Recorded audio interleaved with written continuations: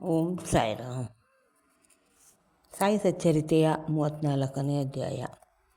ಈ ಅಧ್ಯಾಯದಲ್ಲಿ ಉದಿಯು ಎಷ್ಟು ಗುಣಕಾರಕ ವಸ್ತು ಎಂಬುದನ್ನು ವಿವರಿಸಲಾಗಿದೆ.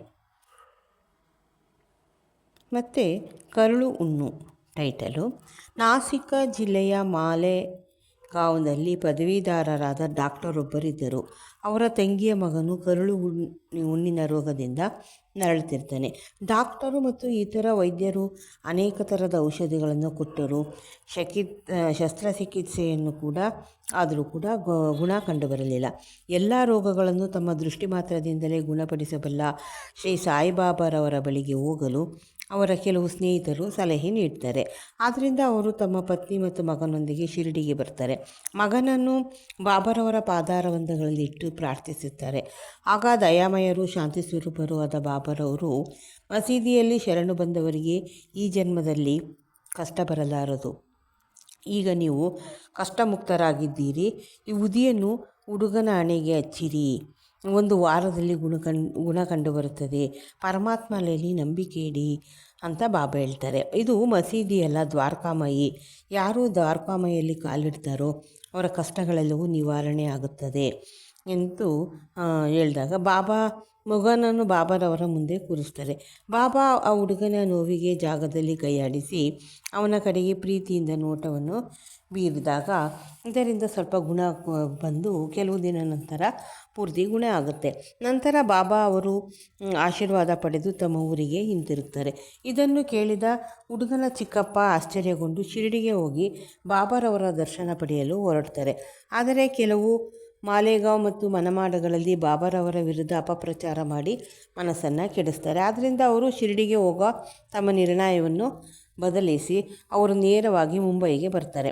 ಅವರು ರಜಾ ದಿನಗಳಲ್ಲಿ ಅಲಿಬಾಗದಲ್ಲಿ ಕಳೆಯಬೇಕೆಂದು ಇಚ್ಛಿಸ್ತಾರೆ. ಆದರೆ ಅವರು ಮುಂಬೈಯಲ್ಲಿ ತಂಗಿದ್ದಾಗ ಸತತವಾಗಿ 3 ದಿನ ರಾತ್ರಿ ಇನ್ನೂ ನನ್ನನ್ನು ನಂಬಲಾರೆಯಾ ಎಂಬ ಧ್ವನಿ ಅವರಿಗೆ ಕೇಳಿಸಿತು. ಆಗ ಅವರು ತಮ್ಮ ಮನಸ್ಸನ್ನು ಬದಲಾಯಿಸಿಕೊಂಡು ಶಿರಡಿಗೆ ಹೊರಡಲು ನಿರ್ಧರಿಸ್ತಾರೆ. ಆದರೆ ಅಲ್ಲಿ ಅವರು ಬಹಳ ರೋಗದಿಂದ ನರಳುತ್ತಿದ್ದ ಒಬ್ಬ ರೋಗಿಯನ್ನು ಉಪಚರಿಸಬೇಕಾಗ್ತಿರುತ್ತೆ. ಆದ್ದರಿಂದ ಶಿರಡಿಗೆ ಹೋಗೋದನ್ನು ಸ್ವಲ್ಪ ಮುಂದೂಡಬೇಕಾಗುತ್ತೆ ಅಂತ ಭಾವಿಸಿದಾಗ ಆಗ ಅವರು ಅದೇ ದಿವಸ ರೋಗಿಗೆ ಗುಣವಾದರೆ ನಾಳೆಯೇ ಶಿರಡಿಗೆ ಹೊರಡುತ್ತೇನೆಂದು ನಿರ್ಣಯ ಮಾಡ್ಕೊತಾರೆ. ಆದರೆ ಅದೇ ಕ್ಷಣದಿಂದ ರೋಗಿಗೆ ಜ್ವರ ಕಡಿಮೆಯಾಗಿ ಸಾಮಾನ್ಯ ಸ್ಥಿತಿಗೆ ಬರ್ತಾನೆ. ಆಗ ತಮ್ಮ ನಿರ್ಧಾರದಂತೆ ಶಿರಡಿಗೆ ಹೊರಡ್ತಾರೆ. ಮಸೀದಿಯಲ್ಲಿ ಪ್ರವೇಶಿಸಿ ಬಾಬಾರವರ ದರ್ಶನ ಪಡೆದು ನಮಸ್ಕಾರ ಮಾಡಿ ಅವರು ಅಲ್ಲಿ 4 ದಿನ ಇದ್ದು ನಂತರ ಬಾಬಾರವರ ಉದಿಯನ್ನು ಆಶೀರ್ವಾದವನ್ನು ಪಡೆದು ಹಿಂತಿರುಗ್ತಾರೆ. ಅಲ್ಲಿಂದ ಬಂದ 15 ದಿನಗಳಲ್ಲಿ ಅವರಿಗೆ ಬಿಜಾಪುರದಕ್ಕೆ ಮೇಲಿನ ಹುದ್ದೆಗೆ ವರ್ಗ ಆಗುತ್ತೆ. ಈ ರೀತಿ ಬಾಬಾರವರಲ್ಲಿ ಭಕ್ತಿ ಅವರಿಗೆ ನೆಲೆಗೊಂಡುತ್ತೆ. ಡಾಕ್ಟರ್ ಪಿಳ್ಳೆಯವರು ಬಾಬಾರವರ ಆತ್ಮೀಯ ಭಕ್ತರಾಗಿದ್ದರು. ಬಾಬಾ ಅವರನ್ನು ಕೂಡ ಬಹಳವಾಗಿ ಪ್ರೀತಿಸುತ್ತಿದ್ದರು ಮತ್ತು ಅವರಿಗೆ ಬಾವು ಎಂದು ಕರೆಯುತ್ತಿದ್ದರು. ಸಮಸ್ತ ವಿಚಾರಗಳನ್ನು ಅವರೊಡನೆ ಚರ್ಚಿಸುತ್ತಿದ್ದರು ಬಾಬಾ ಮತ್ತು ಅವರನ್ನು ಯಾವಾಗಲೂ ಪಕ್ಕದಲ್ಲಿಯೇ ಕೂರಿಸಿಕೊಳ್ಳುತ್ತಿದ್ದರು. ಒಮ್ಮೆ ಅವರ ಕಾಲಿಗೆ ನಾರುಗಳಾಗಿ ಬಹಳ ವ್ಯಥೆಯಾಗಿದ್ದು ವೇದನೆಯಿಂದ ಅವರು ನರಳುತ್ತಿರ್ತಾರೆ. ಅವರು ಕಾಕಾಸಾಹೇಬರನ್ನು ಕುರಿತು ನನಗೆ ತಡೆಯಲಾರದಷ್ಟು ನೋವಾಗುತ್ತಿದೆ. ಇದರಿಂದ ಮರಣವೇ ಲೇಸೆಂದು ನನಗೆ ಪೂರ್ವಜನ್ಮದ ಕರ್ಮದ ಫಲ. ಬಾಬಾರವರ ಹತ್ರ ಹೋಗಿ ಪೂರ್ವಜನ್ಮದ ಕರ್ಮವನ್ನು ಮುಂದಿನ 10 ಜನ್ಮಗಳಿಗೆ ವರ್ಗಾಯಿಸಿ ನೋವನ್ನು ನಿಲ್ಲಿಸಿರೆಂದು ಕೇಳ್ತಾರೆ. ಆಗ ದೀಕ್ಷಿತರು ಬಾಬಾ ಅವರ ಹತ್ತಿರ ಬಂದು ಪಿಳ್ಳೆಯವರ ಬೇಡಿಕೆಗಳನ್ನು ತಿಳಿಸಿದಾಗ ಬಾಬಾ ಕರುಣೆಯಿಂದ ಧೈರ್ಯವಾಗಿ 10 ದಿನ ನೋವನ್ನು ತಡೆದರೆ ಸಾಕು, ಪ್ರಾಪಂಚಿಕ ಮತ್ತು ಪಾರಮಾರ್ಥಿಕ ಸುಖಗಳನ್ನು ನೀಡಲು ನಾನಿರುವಾಗ ಅವನೇಕೆ ಮರಣವನ್ನು ಇಚ್ಛಿಸಬೇಕು? ಯಾರ ಹೆಗಲಿನೆಲ್ಲ ಮೇಲಾದರೂ ಕೂರಿಸಿಕೊಂಡು ಅವನನ್ನು ಇಲ್ಲಿಗೆ ಕರೆದುಕೊಂಡು ಬಾ, ಅವನ ಕಷ್ಟ ನಿವಾರಣೆ ಮಾಡುತ್ತೇನೆ ಎಂದು ಹೇಳಿ ಕಳುಹಿಸ್ತಾರೆ. ಆಗ ಕಾಕಾಸಾಹೇಬರವರು ಪಿಳ್ಳೆಯವರನ್ನು ಕರೆತಂದು ಬಾಬಾರವರ ಬಳಿ ಕೂರಿಸಿದಾಗ ಬಾಬಾ ಅವರು ತಮ್ಮ ಹೊರಗುವ ದಿಂಬನ್ನು ಕೊಟ್ಟು ಶಾಂತಿಯಿಂದ ಮಲಗು, ಪೂರ್ವಜನ್ಮದ ಕರ್ಮಫಲವನ್ನು ಅನುಭವಿಸಿ ಮುಗಿಸುವುದೇ ಸೂಕ್ತವಾದ ಚಿಕಿತ್ಸೆ. ನಮ್ಮ ಕರ್ಮಗಳೇ ನಮ್ಮ ಸುಖ ದುಃಖಗಳಿಗೆ ಕಾರಣ. ಏನೇ ಬರಲಿ ತಾಳ್ಮೆಯಿಂದ ಸಹಿಸಬೇಕು. ಎದೆಗುಂದಬಾರದು. ದೇವರು ದೊಡ್ಡವನು, ಅವನನ್ನು ಅನವರತವೂ ಧ್ಯಾನಿಸುತ್ತಿರು. ಅವನು ನಿನ್ನ ಯೋಗಕ್ಷೇಮವನ್ನು ನೋಡಿಕೊಳ್ಳುತ್ತಾನೆ. ನಿನ್ನ ತನು, ಮನ, ಧನ ಇವೆಲ್ಲವನ್ನು ಅರ್ಪಿಸಿ ಶರಣಾಗತನಾಗು ಅಂತ ಬಾಬಾ ಹೇಳ್ತಾರೆ. ಈ ಮೊದಲೇ ನಾನಾ ಸಾಹೇಬ ಚಾಂದೋರಕರ್ ಅವರು ಡಾಕ್ಟರ್ ಅವರ ಕಾಲಿಗೆ ಪಟ್ಟಿ ಸುತ್ತಿರ್ತಾರೆ.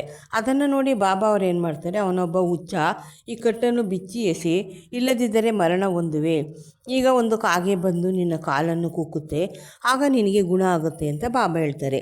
ಈ ರೀತಿ ಸಂಭಾಷಣೆ ನಡೆಯುತ್ತಿದ್ದಾಗ ಮಸೀದಿಯಲ್ಲಿ ಗುಡಿಸುವ ಅಬ್ದುಲ್ಲಾ ಏನು ಮಾಡ್ತಾನೆ, ದೀಪಗಳನ್ನು ಹಚ್ಚುತ್ತಾ ಅಕಸ್ಮಾತಾಗಿ ಪಿಳ್ಳೆಯವರ ಕಾಲನ್ನು ತುಳಿತಾನೆ.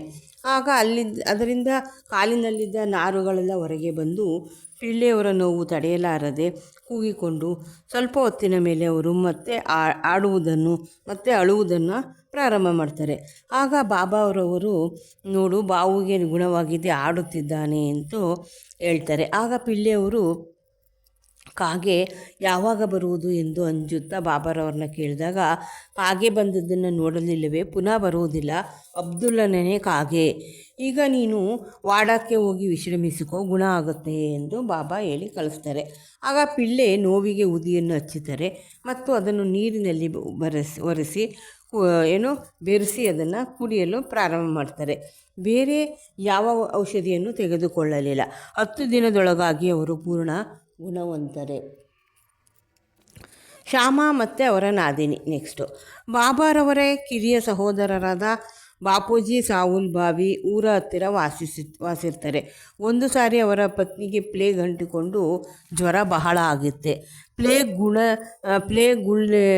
ಗುಳ್ಳೆಗಳು ಬೆಳೆದು ಆಗ ಬಾಪೂಜಿ ಏನು ಮಾಡ್ತಾರೆ, ಶಿರಡಿಯಲ್ಲಿ ಅಣ್ಣ ಶ್ಯಾಮ ಅವರ ಬಳಿಗೆ ಹೋಗಿ ಸಹಾಯವನ್ನು ಅಪೇಕ್ಷಿಸ್ತಾರೆ.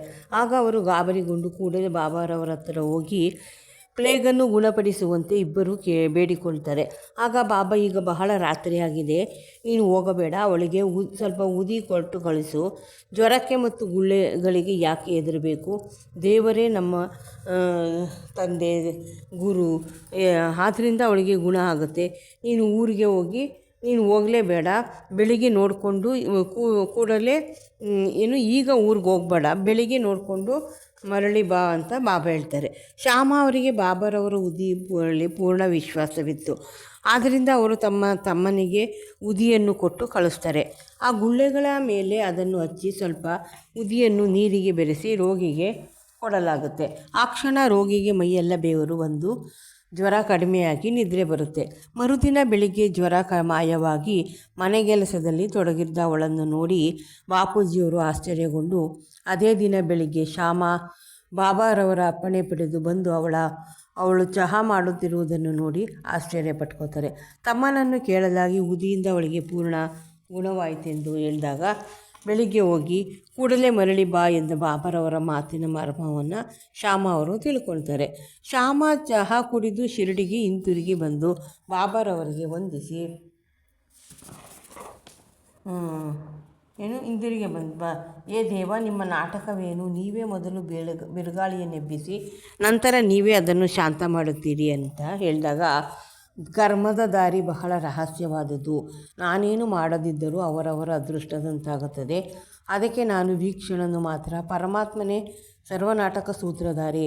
ಅವನು ದಯಾಮಯನು. ನಾನೇನು ದೇವರು ಅಲ್ಲ ಅಥವಾ ಪರಮಾತ್ಮನೂ ಅಲ್ಲ. ನಾನು ಅವನ ಸೇವಕ. ಯಾವಾಗಲೂ ಅವನನ್ನೇ ಸ್ಮರಿಸುತ್ತೇನೆ. ಯಾರು ತನ್ನ ಅಹಂಭಾವವನ್ನು ತಳ್ಳಿ ದೇವರನ್ನು ನಂಬಿ ಅವನಲ್ಲಿ ಶರಣಾಗತಿ ಹೊಂದುತ್ತಾರೋ ಅವರಿಗೆ ವಿಪತ್ತುಗಳು ದೂರವಾಗಿ ಬಂಧನದಿಂದ ಮುಕ್ತರಾಗುತ್ತಾರೆ ಎಂದು ಬಾಬಾ ಹೇಳ್ತಾರೆ. ಮತ್ತು ಇರಾಣಿಯ ಪುತ್ರಿ. ಈಗ ಮುಂಬೈಯಲ್ಲಿ ಇರಾಣಿಯ ಅವರ ಅನುಭವನ ನೋಡೋಣ. ಅವರ ಹಿರಿಯ ಮಗಳಿಗೆ ಪ್ರತಿ ಗಂಟೆಗೊಮ್ಮೆ ಮಲರೋಗ ಬರುತ್ತಿತ್ತು. ಆ ರೋಗ ಬಂದಾಗ ಅವಳು ಕುಗ್ಗಿ ಮಾತನಾಡಲು ಸಹ ಶಕ್ತಿ ಇಲ್ಲದೆ ಮೂರ್ಛೆ ಬೀಳುತ್ತಿದ್ದಳು. ಯಾವ ಚಿಕಿತ್ಸೆಯಿಂದಲೂ ಗುಣ ಕಾಣಲಿಲ್ಲ. ಕಾರಣ, ಅವರ ಕೆಲವು ಸ್ನೇಹಿತರು ಉದಿಯನ್ನು ಶಿಫಾರಸು ಮಾಡಿ ವಿರ್ಲೇಪಾರಿಯಲ್ಲಿದ್ದ ಕಾಕಾಸಾಹೇಬ ದೀಕ್ಷಿತರವರಿಂದ ಅದನ್ನು ತೆಗೆದುಕೊಂಡು ಬರಲು ಹೇಳಿದರು. ಅದನ್ನು ನೀರಿನಲ್ಲಿ ಹಾಕಿ ಅವಳಿಗೆ ಕುಡಿಯಲು ಕೊಟ್ಟರು. ಇದಾದ ನಂತರ ಮೊದಲು ಗಂಟೆಗೊಮ್ಮೆ ಬರುತ್ತಿದ್ದ ರೋಗವು 7 ಗಂಟೆಗಳಿಗೊಮ್ಮೆ ಬರಲು ಆರಂಭವಾಗಿ ಬರುತ್ತಾ ಕೆಲವು ದಿನಗಳ ನಂತರ ಪೂರ್ತಿ ಗುಣ ಆಗುತ್ತೆ. ಮತ್ತು ಮೂತ್ರಕೋಶದಲ್ಲಿ ಕಲ್ಲು, ಇದರಲ್ಲಿ ಅರ್ಧಾದ ಸಮೀಪ ಒಂದು ಗ್ರಾಮದಲ್ಲಿ ಒಬ್ಬ ವೃದ್ಧ ಗೃಹಸ್ಥ ಮೂತ್ರಕೋಶದ ಕಲ್ಲಿನಿಂದ ಬಹಳ ನರಳುತ್ತಿರ್ತಾನೆ. ಇಂಥ ಕಲ್ಲುಗಳನ್ನು ಸಾಮಾನ್ಯವಾಗಿ ಚಿಕಿತ್ಸೆಯಿಂದ ತೆಗೆದು ಹಾಕುತ್ತಾರೆ. ಆದರೆ ಬಾಬಾರವರ ಅವರ ಸ್ನೇಹಿತರು ಶಸ್ತ್ರಚಿಕಿತ್ಸೆ ಮಾಡಿಕೊಳ್ಳಲು ಹೇಳ್ತಾರೆ. ಆದರೆ ಅವರಿಗೆ ಬಹಳ ವಯಸ್ಸಾಗಿ ಕೃಶರಾಗಿದ್ದರಿಂದ ಶಸ್ತ್ರಚಿಕಿತ್ಸೆಗೆ ಅವರು ಸಮ್ಮತಿಸಲಿಲ್ಲ. ಆ ಸಮಯಕ್ಕೆ ಸರಿಯಾಗಿ ಊರಿನ ಇನಾಮುದಾರ ಅಲ್ಲಿಗೆ ಬಂದು ಬಾಬಾರವರ ಭಕ್ತರಾದ್ದರಿಂದ ಯಾವಾಗಲೂ ಉದಿಯನ್ನು ತಮ್ಮ ಹತ್ತಿರದಲ್ಲೇ ಇಟ್ಕೊಂಡಿರ್ತಿರ್ತಾರೆ. ಕೆಲವು ಸ್ನೇಹಿತರ ಹೇಳಿಕೆಯಂತೆ ಆ ವೃದ್ಧನ ಮಗನು ಇನಾಮುದಾರರಿಂದ ಸ್ವಲ್ಪ ಉದಿ ತಂದು ಅದನ್ನು ನೀರಿನಲ್ಲಿ ಹಾಕಿ ತನ್ನ ತಂದೆಗೆ ಕುಡಿಸ್ತಾನೆ.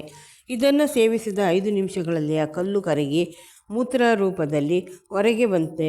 ಅಂದಿನಿಂದ ಅವರ ವೇದನೆ ಕೊನೆಗೊಂಡುತ್ತೆ.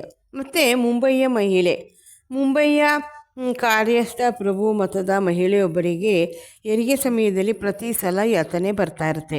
ಗರ್ಭಿಣಿಯಾದಾಗ ಅವಳು ಬಹಳ ಹೆದರ್ತಾ ಇರ್ತಾಳೆ. ಆಗ ಕಲ್ಯಾಣದ ಸಾಯಿಭಕ್ತ ಶ್ರೀ ರಾಮಮಾರುತಿಯವರು ಮುಂದಿನ ಹೆರಿಗೆಗೆ ಶಿರಡಿಗೆ ಅವಳನ್ನು ಕರೆದುಕೊಂಡು ಹೋಗುವಂತೆ ಅವಳ ಪತಿಗೆ ಹೇಳ್ತಾರೆ. ಅವಳು ಗರ್ಭಿಣಿಯಾದಾಗ ಇಬ್ಬರು ಶಿರಡಿಗೆ ಬಂದು ಬಾಬಾರವರ ಸೇವೆ ಮಾಡತೊಡಗಿದಾಗ ಹೆರಿಗೆ ಸಮಯ ಬರುತ್ತೆ. ತಡೆಯಲಾರದಷ್ಟು ನೋವಾಯಿತು ಎಂದು ಏನೂ ತೋಚಲ್ಲದೆ ಅವಳು ಕುಳಿತಿದ್ದಾಗ ಅವಳು ಬಾಬಾರವರನ್ನು ಪ್ರಾರ್ಥಿಸ್ತಾಳೆ. ಆ ಸಮಯಕ್ಕೆ ಸರಿಯಾಗಿ ಪಕ್ಕದ ಮನೆಯಲ್ಲಿ ಹೆಂಗಸೊಬ್ಬಳು ಬಂದು ಅವರನ್ನು ಪ್ರಾರ್ಥಿಸಿ ಸ್ವಲ್ಪ ಉದಿಯನ್ನು ನೀರಿಗೆ ಬೆರೆಸಿ ಕುಡಿಸ್ತಾಳೆ. ಕೇವಲ 5 ನಿಮಿಷಗಳಲ್ಲಿ ಸುಖವಾಗಿ ಹೆರಿಗೆ ಆಯಿತು. ಆದರೆ ಕೂಸು ಮಾತ್ರ ಗರ್ಭದಲ್ಲೇ ಮರಣ ಹೊಂದಿದ್ದು. ಸುಖವಾದ ಹೆರಿಗೆ ಆದ್ದರಿಂದ ಬಾಬಾ ಅವರನ್ನು ಹೃತ್ಪೂರ್ವಕವಾಗಿ ದಂಪತಿಗಳು ವಂದಿಸಿದರು. ಇಲ್ಲಿಗೆ 34ನೇ ಅಧ್ಯಾಯ ಮುಗಿಯಿತು. ಮುಂದೆ 35ನೇ ಅಧ್ಯಾಯವನ್ನು ಶ್ರವಣ ಮಾಡೋಣ. ಇದನ್ನು ಕೇಳಿದವರಿಗೂ ಪ್ರತಿಯೊಬ್ಬರಿಗೂ ಬಾಬಾರವರ ಆಶೀರ್ವಾದ ಲಭಿಸಲಿ. ಎಲ್ಲರಿಗೂ ಒಳ್ಳೆಯದೇ ಆಗಲಿ. ಓಂ ಸಾಯಿರಾಮ್.